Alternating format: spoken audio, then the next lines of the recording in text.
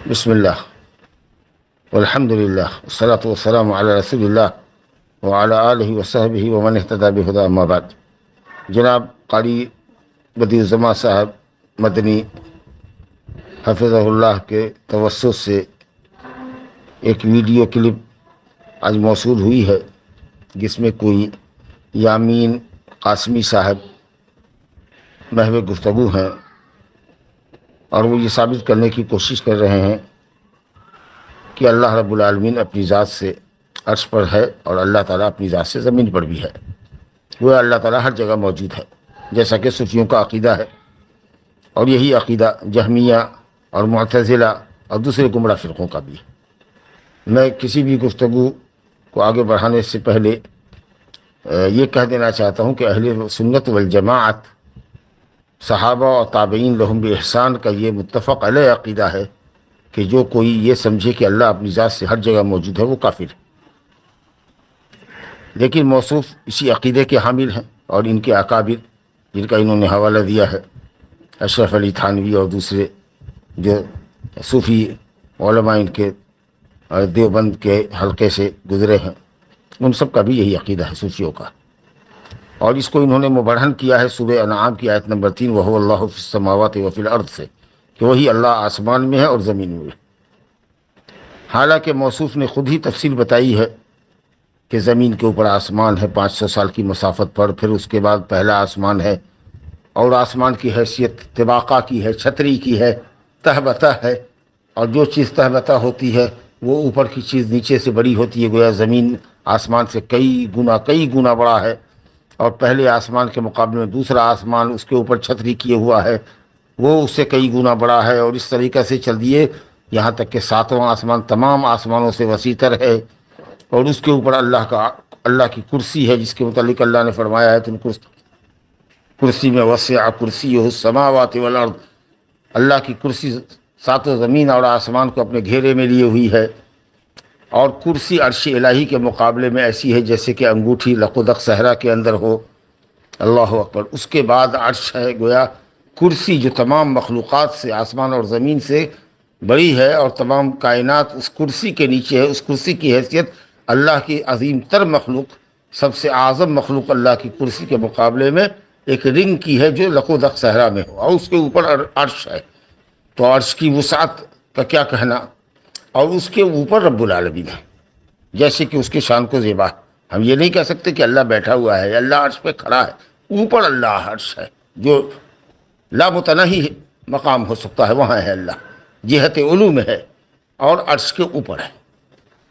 اس کا مطلب یہ ہے کہ کائنات میں جو مخلوقات موجود ہیں، جو جگہیں موجود ہیں، وہ انتہائی حقیر اور انتہائی صغیر ہیں کہ اس میں رب السماوات والارض تشریف لائے اور اس پہ اترے اور وہ وہاں پایا جائے، کیونکہ وہ ہر چیز سے بڑا ہے، اور ہر مخلوق چھوٹی سے چھوٹی ہے۔ 7 آسمان اور 7 زمین اس کے سامنے اس رائی کے دانے سے بھی چھوٹی ہے جو ہمارے ہاتھ میں ہوتی ہے۔ ہمارے ہاتھ کی ہتھیلی میں رائی کا دانہ جتنا چھوٹا ہوتا ہے، اس سے بھی کمتر ہے ساری مخلوق، آسمان زمین سب اللہ کے مقابلے میں۔ کہاں اترے گا، اور کون سی جگہ اس کے لیے کافی ہوگی اور متسع اور کشادہ ہوگی؟ خود ہی مولوی صاحب کے بیان سے یہ چیز واضح ہو رہی ہے۔ اللہ اکبر۔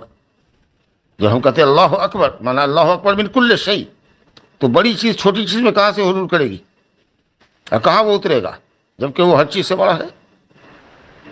تو خود ان کے بیان سے ان کے عقیدے کی پول کھل رہی ہے کہ یہ غلط بیانی سے کام لے رہے ہیں۔ باقی رہا وَهُوَ اللَّهُ فِي السَّمَاوَاتِ وَفِي الْأَرْضِ، جو سورہ انعام کی آیت ہے، اس کو انہوں نے غور سے نہیں پڑھایا اور کتب تفسیر نہیں پڑھی ہے۔ اللہ ہی آسمان میں ہے اور زمین میں ہے، یعنی زمین اور آسمان کا معبود حقیقی اللہ ہی ہے۔ وَهُوَ اللَّهُ، اللہ کس کو کہتے ہیں؟ اللہ کس کو کہتے ہیں؟ الَّذِي يَعْلَهُ الْقُلُوبُ، جس سے قلب محبت کرے۔ اللہ معبود، الہ مانے معبود، اللہ مانے معبود، اللہ آسمان میں بھی معبود ہے، زمین میں بھی معبود ہے، یہ مطلب ہے۔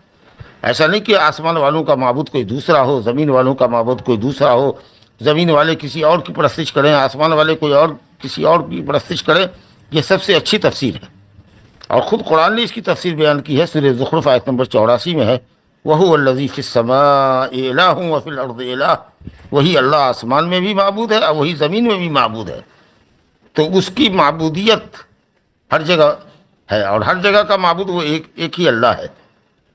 گویا ایسا نہیں ہے کہ آسمان کا معبود کوئی اور ہو، زمین کا کوئی اور معبود ہو. یہ معنی ہرگز نہیں کہ اللہ آسمان میں بھی موجود ہے اور زمین میں بھی موجود ہے.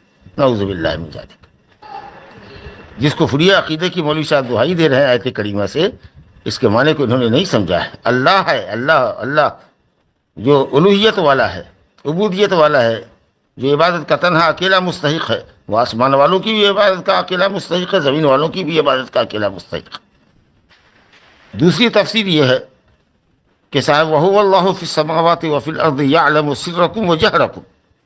یہ پوری آیت ہے کہ اللہ تعالیٰ آسمان اور زمین میں یعنی تمہارے سر کو اور تمہارے جہر کو جانتا ہے. یعلم سرکم و جہرکم، یہ جو ہے اس آیت کی وضاحت ہے. گویا کہ وہو اللہ فی السماوات و فی الارض کا تعلق یعلم سرکم و جہرکم سے ہے. اور تیسرا قول ابن جریر رحمۃ اللہ علیہ نے فرمایا ہے، امام المفسرین نے، کہ وہو اللہ فی السماوات، اتنے پر وقف تام کرو، وہی اللہ آسمانوں میں ہے، یعنی آسمانوں کے اوپر ہے، یعنی عرش کے اوپر ہے. اللہ اپنی ذات سے عرش کے اوپر ہے. اور اس کے بعد کی جو آیت ہے اس کا تعلق بعد والی آیت سے، وَفِي الْأَرْضِ يَعْلَمُ سِرَّكُمْ وَجَهْرَكُمْ، اور زمین میں اور عرش کے اوپر ہو کر کے بھی وہ زمین میں تمہارے بھید کو، تمہارے راز کو، تمہاری جہر کو جانتا ہے. یہ تین تفاسیر.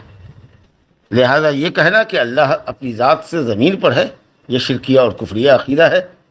میں سمجھتا ہوں کہ اللہ تعالیٰ مولوی صاحب کے ذہن کو کھول دے اور قرآن کی تحریف مانوی کرنے سے ان کو اور ان جیسے لوگوں کو محفوظ رکھے.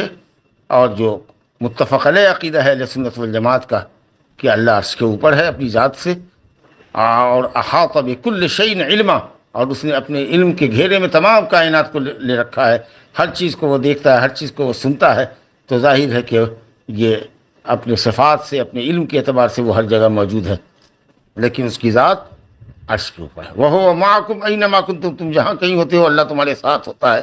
ساتھ کا مطلب یہ ہے کہ اس کی نصرت، اس کی حمایت ایمانداروں کو حاصل ہوتی ہے، اور باقی سب لوگوں کے ساتھ اللہ کا علم ہوتا ہے. یعنی وہ اللہ کے علم سے اوجھل نہیں ہو سکتے، اللہ کے علم سے غائب نہیں ہو سکتے، وہ اللہ کی نگاہوں سے اوجھل نہیں ہو سکتے. ان کی تمام باتوں کو اللہ جانتا ہے، تمام حرکتوں کو دیکھ رہا ہے. تو اس طریقے سے اللہ رب العالمین ہر جگہ موجود ہے کا مطلب اپنے علم سے، اپنی قدرت سے، اور اپنے مومن بندوں کی نصرت اور حمایت کے اعتبار سے ہر جگہ موجود ہے، لیکن اس کی ذات معلیٰ عرش کے اوپر ہے. اگر اس عقیدے کے خلاف کوئی عقیدہ رکھتا ہے تو واللہ ثم واللہ ہوا مشرک و کافر، جیسا کہ اہل سنت والجماعت کا عقیدہ ہے. ھذا وباللہ التوفیق.